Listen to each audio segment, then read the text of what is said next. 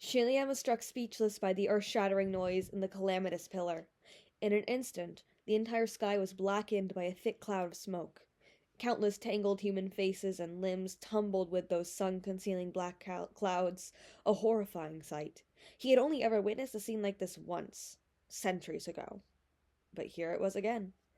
That's... Shilian gaped.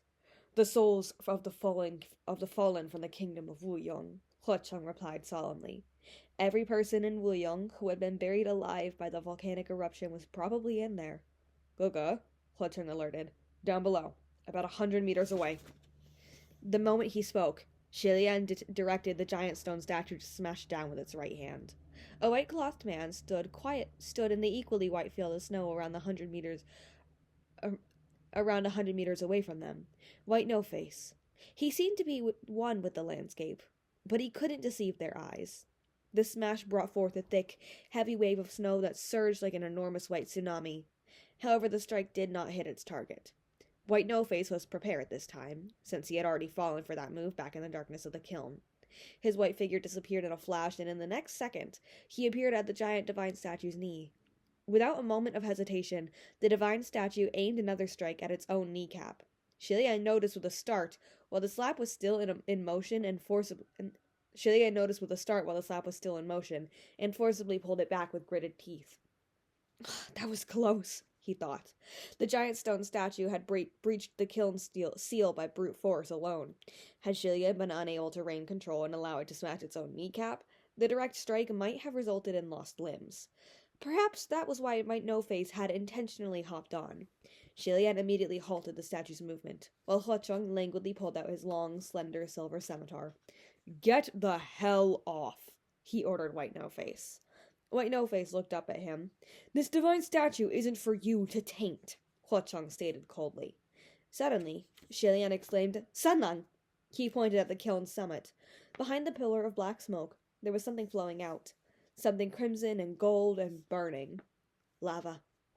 The crimson gold lava rolled and mixed with the black smoke, enveloping the skies and the earth. It flowed down from the mouth of the kiln. White No Face took this chance to leap and disappear into the snow. Shilian didn't have the mind to catch him. He shouted, Run! The giant divine statue heard his order and took off with a large stride. It leaped down the slope with great thumps. And when it landed flat on its feet at Mount Tonglu's base, the ground moved and the mountain shook. Although the statue was swift, the lava and black smoke were as well. The flow was practically biting at its ankles. Shilian didn't dare to stick around after landing. He directed the divine statue to rise to its feet and continue its flight, carrying them with it.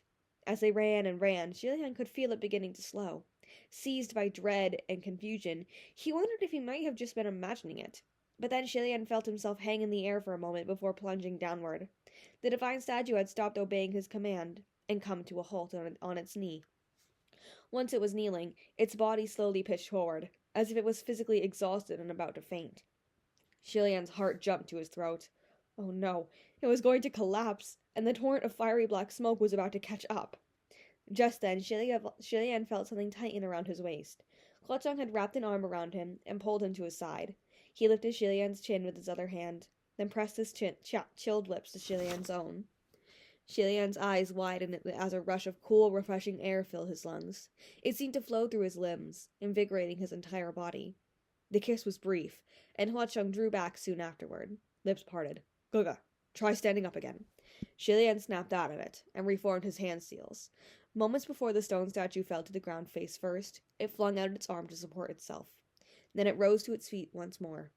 The stone statue hadn't just seemed exhausted. It actually was exhausted.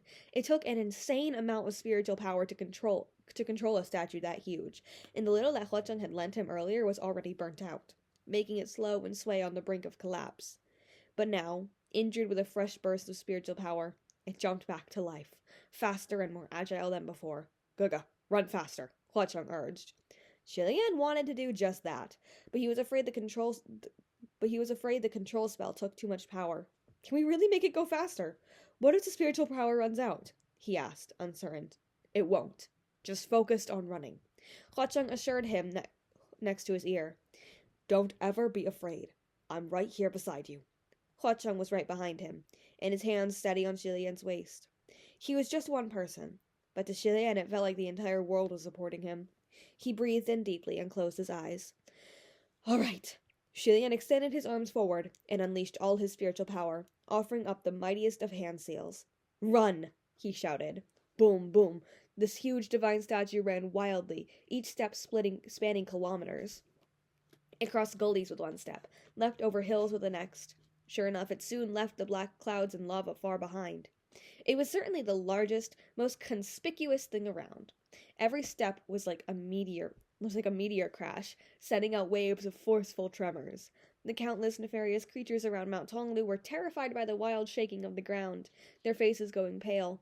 Many could see the black clouds swirling and spreading in the sky when they looked up, and while it was somewhat impressive, they didn't really pay it much mind. Within the Tonglu Mountains, bizarre sights were to be expected, and those looked like vengeful spirits within the black clouds, right? That was a sight they saw every day, since they were similar beings. What was there to be afraid of?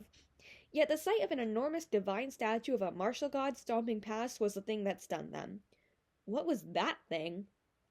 Howls and wails erupted from all around. What an enormous man! Ah! They'd never seen such a massive, terrifying statue before. Xilian wanted to detour around the royal capital of Luyong to keep his divine statue from trampling and destroying any of the ancient houses holding 2 millennia of history. But then he remembered something. Sanang, our General Pei, Lord Rainmaster, and the others nearby. Yes, Hua Cheng replied. Go back, go back. We've left something behind. Let's go get them and carry them away. Xilian quickly called out. The giant statue had already passed the target, so it backed up a few steps at the border. Just as it was about to turn around, Xilian felt his body jerk. He lost his footing and was thrown into the air. Only once he was in midair did he realize what had happened. The divine statue had tripped. Xilian and Hua Cheng landed steadily on the statue's chest. As Xilian worked to get it to stand back up, he looked ahead. It wasn't some mistake on his part that trapped the huge figure. It was something else. A lofty mountain. This mountain was far smaller than the kiln itself, but it was still a bit bigger than the giant stone statue. Xilian was certain they had never climbed such a mountain when they first passed through this area. His eyes moved past it to take in the figures behind. Sure enough, there were 2 other mountains of similar size right there. The 3 massive mountains were blocking the statue's path forward. Go, be careful, Hua Cheng said. Those are the guards of Mount Tonglu. Old age, sickness, and death. The huge statue was still crawling slowly to its feet when the first mountain spirit crashed over. Xilian remembered Hua Cheng telling him that these 3 mountains had given him a hell of a time during his first visit to Mount Tonglu, so he didn't dare underestimate their power. He planned to make the statue jump and then flip over to avoid them, but he'd never commanded something so huge and unwieldy to carry out such a complicated maneuver, so it came out confused. He didn't manage to jump before being knocked down again. The heavens shook, the earth quaked, and the giant stone statue destroyed an entire street as it fell near the royal capital of Luyong. Every movement made loud, cracking noises. The sound of magnificent houses, temples, and the palace being crushed to pieces. Xilian was almost thrown off again by all the shaking, but Hua Cheng firmly grabbed his hand. Come with me, he exclaimed. In a few long steps, he took Xilian and leapt onto the giant divine statue's head. The massive flower-crowned martial god wore an ornamental headpiece to tie up his hair, which resembled a small terrace. They hopped onto the crown, finally finding a place to settle on the statue that was much steadier than the shoulder or palm. They had no time to relax before the mountain spirit came at them again. The giant stone statue stumbled back a few steps, but fortunately Xilian was prepared this time and wasn't knocked down, though he accidentally trampled another cluster of houses. Xilian couldn't help but ache for them and prayed for forgiveness in his mind. Clumsily controlling the divine statue, trying to make it slip away while avoiding the houses, Xilian wondered in baffled confusion, why do they keep chasing me and trying to take me down? What did I do? It's not that they're targeting Guga specifically. They'll chase and fight anyone. Guga is just particularly conspicuous right now. Such a large creature is rather conspicuous, I guess. Before Xilian could finish his thought, the 3 mountain spirits besieged them together. They surrounded the giant stone statue and pressed firmly inward, trying to crush the statue to pieces. The divine statue couldn't move a single limb, nor could Xilian. He poured all of his strength into getting the statue to push them back, but it didn't budge. And at that point, it was probably powerless to fight back. As he tried to think of another way to escape, he unconsciously took a step backward and bumped into a chest. When he looked back, Huacheng had grasped his shoulders. "Fight freely. It'll be fine. None of them are a match for you. Nothing in this world can stop you." His chest was the strongest backing in existence, and in an instant, Shilian was brimming with confidence. A refreshing current flowed through his body, and he struck back with all his might. At last, he broke through their siege. The three mountain spirits were forced nearly half a kilometer away. Dust flew, rocks rolled, smoke and debris billowed, but they were only pushed back for a moment before closing in, ready to attack again. Shilian's hand quickly formed several hand seals. "Do not block my way!" The giant stone statue leapt into the air and landed its feet on the heads of two of the mountain spirits. Its hand rested on the hilt of the sword hanging on its waist. Then he unsheathed the blade. The giant figure completed the actions fluently, the string of movements flowing like streams of clouds and water, magnificent and forceful without a hint of hesitation. The statue was no different from its inspiration. After drawing a breath, Shilian shouted, "I'll cut you—" I won't cut you yet, hold on." He was fully prepared to cleave valleys into those mountains with a swing of his glorious sword, but something didn't feel quite right when he pulled it out. When he looked up, he was shocked speechless. The giant stone statue had certainly unsheathed its sword, but there was only a hilt in its hand. What's going on? Where was the blade? Shilian was flummoxed. Huacheng's expression dropped, and he pressed two fingers to his forehead, looking troubled as he explained, "Gaga, I'm sorry. I forgot to mention, I didn't carve a blade for this divine statue. This is my fault." Of course. Huacheng had carved the statue in the kiln's inner stone walls in a standing posture. The sword at its waist was concealed beneath its sleeves, and the many layers of its flowing robes, so only the hilt had been visible, and thus it was the only part he'd carved. Obviously, a blade wouldn't magically appear just because the statue had gotten an injection of spiritual power and started to move. Huacheng frowned slightly, his expression solemn. "This was a miscalculation on my part. It's not perfect enough. Next time, I'll carve out every detail." Shilian could tell he was serious and quickly said, No, it's absolutely perfect, really." In any case, there was no blade, so the mountains couldn't be cut. Thus, Shilian changed battle tactics, from attacking to absconding. He hastily directed the giant stone statue to jump from the heads of the two mountain spirits, tossing the useless stone hilt behind it stretched its legs and continued its mad dash. The two stood on the crown atop the divine statue's head. Wild winds blew at them, sending their black hair, white robes, and red sleeves flapping and fluttering. Even though they were fleeing, they painted a beautiful image. A silver butterfly flew next to Shilian's ear and transmitted some voices. He caught the butterfly and called out to it, "Is this Function and Mooching, in Lord Rainmaster and General Pei?" Sure enough, familiar voices came from the butterfly. "I say, Your Highness," Pei Ming said, "there's no need to ask your questions so loud. Sorry, I have too much spiritual power at the moment. Let me get it under better control," Shilian said. Mooching's voice could be heard next. "What? Did you just say you have too much spiritual power?" "You? Have you all met up?" Shilian asked. "Where are you?" "We joined General Pei Jr. and the others. Everyone is in the woods near the Wuyong River. We're about to retreat toward the outside," Mooching said. Function's voice came. "What's happening on your end?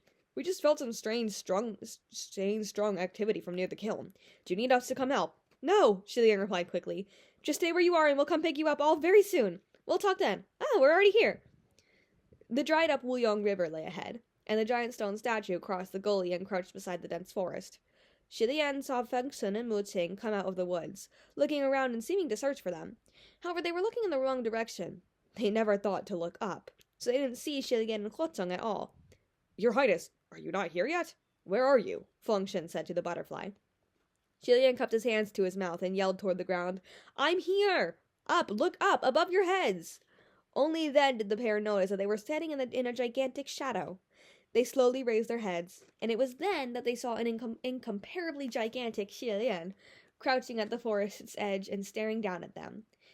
There was even a very Shilianish friendly smile on its face. Without bothering to spare a glance for the two below, Huacheng stood languidly to the side with his arms crossed. Shilian waved to the ground. "Do you see me? Up here!" The visual shock of this gigantic Xie was simply too great, however, and it was impossible to notice anything else at first glance. Mulicheng's entire field of view was overtaken by the statue's face, and he mumbled, I haven't gone mad, have I? Fengshen's eyes were also filled with that face, and he mumbled, what the fuck, what the fuck, what the actual fuck, what in the fucking world is that thing? Shilian said. Huacheng arched his brows, as if it was taking immense effort to hold back a snicker. Honestly, no one had ever seen such a large and incredibly realistic divine statue. The largest known divine statue up until now was one of Junwu, but even it was only half the size of this massive sculpture. Fengshen and Mulicheng were both deep in shock, and Shilian had to call out to them a few times before they found where the real one was located. The rest of the group emerged in the woods, one after the other, and almost all of them were so stunned by the sight of the giant divine statue above them that they nearly twisted their necks and ankles looking at it. Shilian didn't know whether to laugh or cry, so he simply had the giant divine statue place an open palm on the ground. The Kiln's volcano has erupted. Fires are going to ravage this area soon, and those three mountain spirits are likely close behind too. Hop on, quick. I'll carry all of you away. The party climbed into the statue's hand, and everyone found a place to settle. From where he stood atop the crown, Shilian could smell the choking scent of sulfur. When he looked back, he saw black smoke and flying dust rapidly closing in. He closed the giant divine statue's palm and directed it to stand and resume its flight with large strides. After Pei Ming and the others got over their initial shock, they were fine, but Fengshen and Mulicheng were never quite regained their senses, probably because they were both so familiar with the face, demeanor, and physique of the divine statue's subject, and thus were particularly disturbed to see it all so immensely magnified. Who did this? Who carved this? Fengshen asked from his perch on the divine statue's shoulder, still mired in disbelief. How come I've never seen this thing before? I've never even heard it existed. There's much out there you've never seen, Huacheng said with a fake-looking smile. Although he didn't clarify, almost everyone came to the same conclusion, especially Fengshen and Mulicheng. This guy was responsible. This is incredible, Mulicheng said. How are you moving this thing? How much spiritual power is it taking? Do you have enough? I thought you didn't have any at all. This time, Huacheng didn't answer. Shilian stole a glance at him and pressed his fist to his own lips before attempting an ambiguous answer. Well, if you don't have any, you can borrow some, right? It's a simple thing, Pei Ming said. Yeah. The nefarious creatures along the way had realized that things were going wrong. Lava poured and fire blazed madly. When they saw people climbing the giant stone statue, they all cried out, "Wait for me too! Me, I'm coming too! Take us! But Huacheng replied, "Get the hell off!" A wave of silver butterflies flew forth, shimmering with chilling light, and soon they could hear wailing and howling down below. Yin Yu, cradling a sleeping Guzi, called out to the pair at the statue's crown, "Chenzu! Your Highness! The empty-shelled people and corpse-feeding rats all started rampaging earlier. They're moving in large groups. It looked like they were trying to leave Mount Tonglu's domain." The Rainmaster was riding the black ox rather than the giant statue, and she watched the sky intently. The creatures inside the black clouds also seemed to want to fly outside. Her observation was correct. The creatures writhing inside the black clouds were vengeful spirits that hungered for fresh, living flesh to possess, which would allow them to metamorphose into human face disease. There weren't any living humans inside the ring of the mountains that enclosed Mount Tonglu, only nefarious creatures and a few heavenly officials they couldn't penetrate. Of course they wanted to get outside. Dragging long trails of black smoke, millions of contorted human faces swirled like deformed worms and snakes in the sky above. Although his hands trembled, still Shilian said, "Mount Tonglu has a barrier. Nothing outside can get in and nothing inside can get out. Those vengeful spirits shouldn't be able to escape for now." Yet Huacheng grabbed his hand before he could finish speaking. Shilian's heart tensed at the gesture, and he quickly clutched Huacheng's hand back. "What is it? Did I drain too much? Sorry, I should have been more careful to conserve it." "That's not it," Huacheng said, covering his right eye with one hand. "Gaga, you don't have to worry about that. It's Mount Tonglu's barrier. It's been broken." "What?" Shilian asked, stunned. "Broken?" He had only just said that they didn't need to worry because of the barrier. What the heck? "Broken," Huacheng confirmed. "White No-Face probably did it. Those things are about to get outside." And that is chapter 105.